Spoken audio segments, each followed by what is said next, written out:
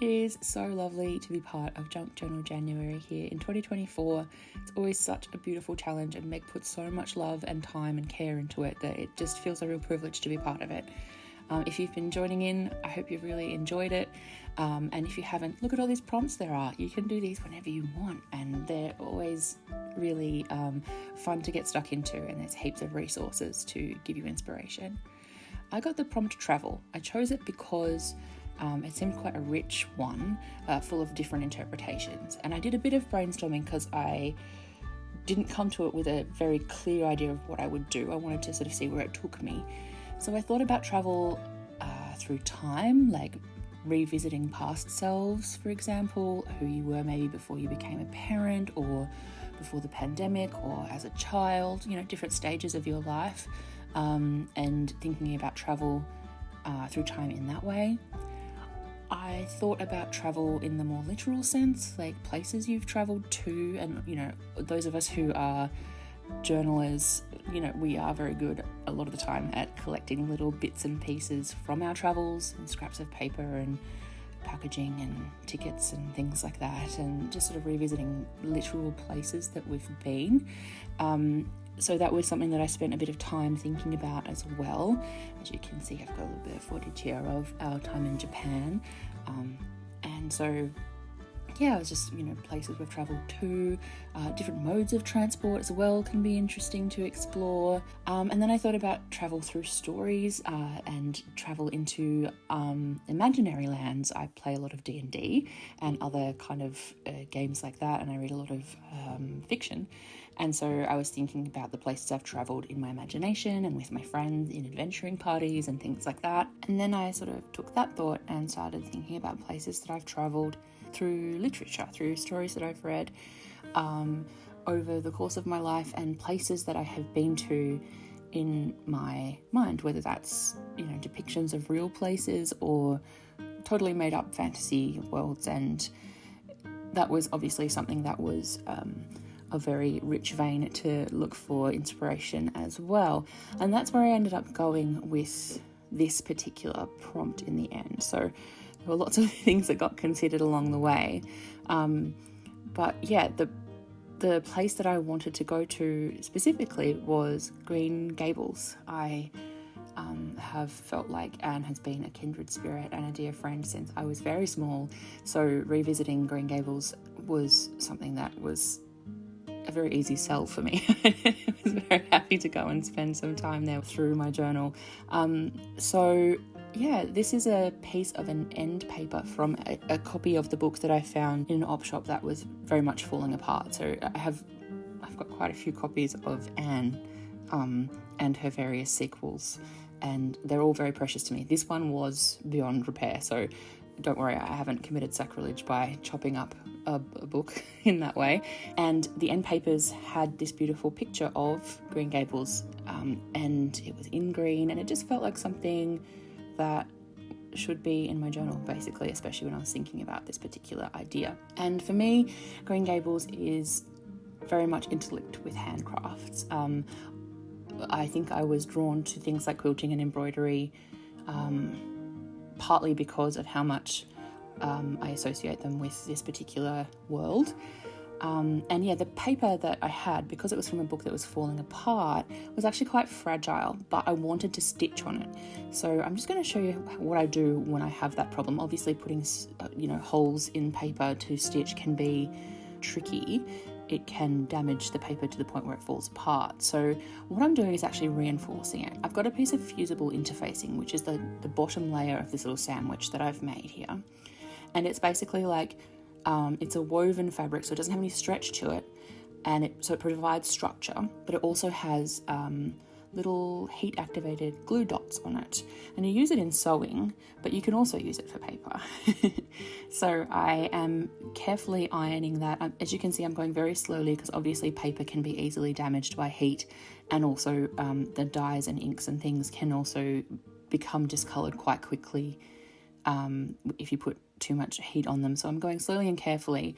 I was just ironing that onto the back, and I had just a piece of cotton between like on the top layer, just to A, help protect the paper, and B, not get glue on my iron. And now you can see that it's actually adhered to the back, and I'm able to stitch on it with a little bit more confidence, knowing that it's got that support. Those of you who recognise my desk will know that this isn't it, and I have taken the whole travel idea to the nth degree by bringing this journal with me on our family trip to Western Australia to visit my mother-in-law and my wife's family over there.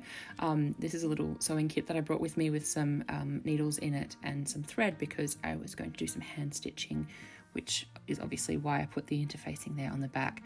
I often stitch with my machine, but that doesn't travel super well, and also it seemed more appropriate on this page to actually hand stitch.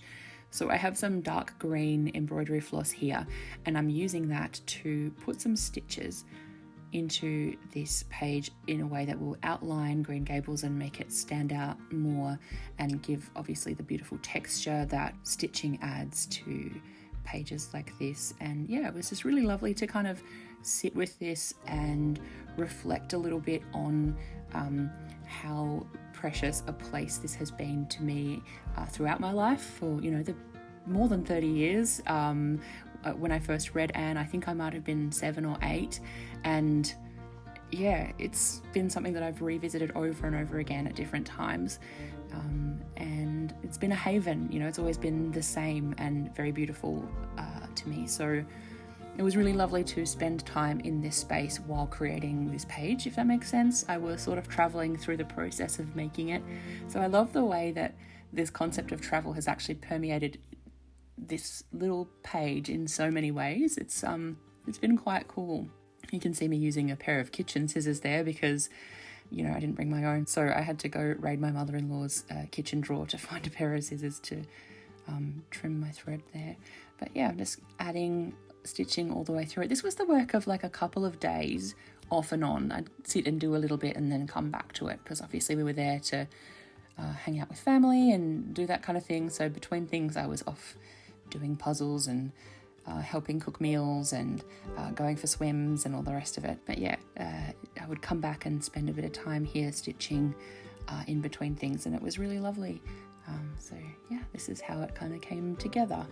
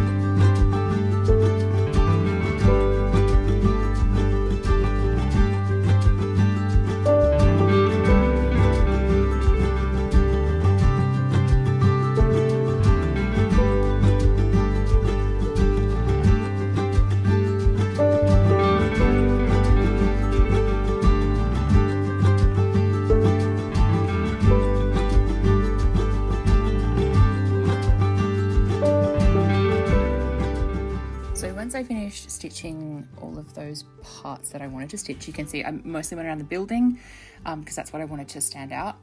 I pondered adding some like pink blossoms and stuff to the trees, but I decided that this was probably best as it is. Then I got a couple of little extra bits and pieces to layer with it in my journal. And I wanted to add a little bit of text, but more as a decorative element rather than journaling.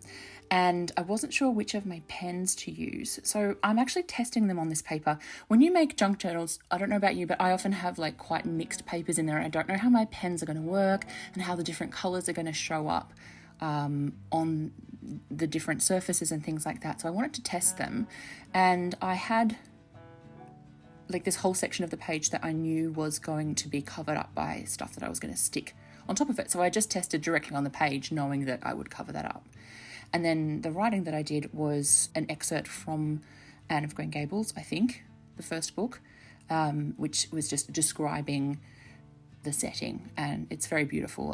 L.M. Montgomery does beautiful descriptions of scenery and countryside and flowers and trees and forests and lovely things like that. She's quite... she's very descriptive, and she gets really into that, and that's something that I really love. I think it's something that some people maybe find a bit overwritten sometimes, but it's very fitting for these books because the character herself is very... she revels in such things, so it's something that I love too. So I was just doing a bit of transcribing of the text, which again was a lovely way to spend time with it and in that space, to travel to that space. This is a wallpaper printable that I got from Johanna.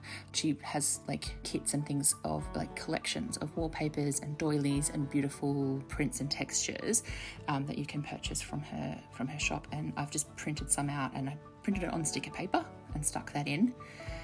And then, sorry, I'm going a mile a minute here because it's all happening. I wanted to add some little paint dots, basically, to kind of make the text sit back even further in sort of the layering of the page. I wanted it to sort of melt back further again than it already was.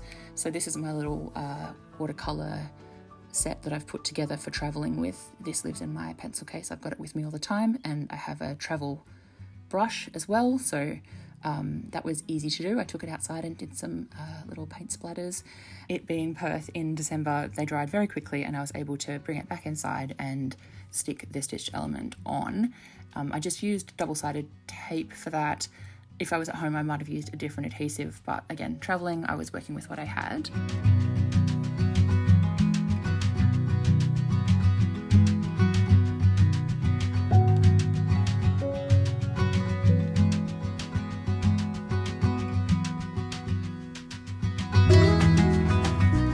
Next thing that I wanted to do was add one more bit of, it's not really journaling, it's a definition. This is a Welsh word that I do not know how to pronounce. I think of all languages, Welsh is one of the most beautiful sounding to my ear. I think it's very lyrical and musical, and I love it, and I do not know how to speak it or pronounce pretty much anything, which sucks. It's something that I need to remedy, because that is, laziness and ignorance on my part, basically. But this is a word that I'm not going to try and say because I will ruin it, and I will look it up later.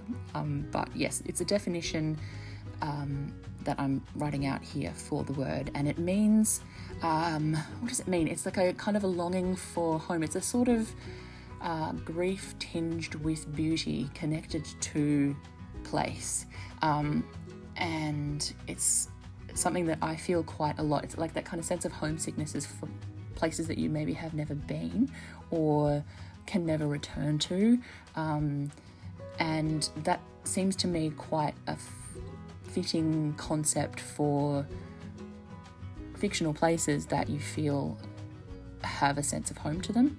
So I just wanted to write that description and that definition there because that seemed really appropriate for how I feel about Green Gables. I used a brush pen. It's a Sailor brush pen that I got in a set from my wife for Christmas, which was great because I didn't bring many pens with me traveling. I just bought like some black ones and a couple of fountain pens, which for me is minimal. I know for other people, normal people, it's probably quite a lot, but yeah, I didn't have heaps, and then I got a whole pack for Christmas, and then I had lots to play with, so it's like my wife knows me. And yeah, I got a beautiful set of these kind of brush pens that have fine point pens on the other side. They're like double-ended, and they were perfect for this. I'm tucking in a few little scraps of paper around the edges. This is very much travel journaling for me too. I end up trying to get the most out of every last little scrap of paper that I have with me, which I always really enjoy. It helps me to be quite creative with what I have, which is sometimes not as easy a space to get into when you have a craft room or a studio, or, you're lucky enough to have a space like I do that's just full of stuff. Sometimes you can't see the forest for the trees, but when you're traveling, you're working with the bare minimum and it forces you to be more creative. So I wanted to add some extra layers in there, and I did that with just tiny little scraps. And I also added, as you can see, some little loops of embroidery floss. These are the colours that I had in my tin but didn't use for stitching the house. And they seemed to sort of speak to the textural element that was there in the stitching already. And then I wanted to add one more thing, and that was a tassel. So I have a tiny little paper clip here. I always chuck some paper clips in a tin or a pocket when I'm going traveling with my journaling stuff, because there's always something to sort of clip or stick into a travel journal page, right? So having paper clips is something that's very handy. And I decided I wanted to embellish this one. You can see one of our cat's hairs made it all the way to the other side of the country with this. But yeah, anyway, I'm just creating a little looped bundle of these green and pink lengths of embroidery thread. I'm looping them through the paperclip, and then I'm wrapping more of the floss around it to hold it in place. Then I'm going to thread a needle onto the long end of the piece that I wrapped around, and I'm going to thread that back through to secure it in place. And what that does is it secures it, like I said, but it also, because it's made of the same thread as the tassel, when you trim it, it blends in with the rest of the tassel, so you don't have any evidence that it's been tied necessarily. It just kind of all blends into the whole thing. I'm just going to give that a little trim. So I'm cutting the tops where it's been looped to turn it into a little tassel.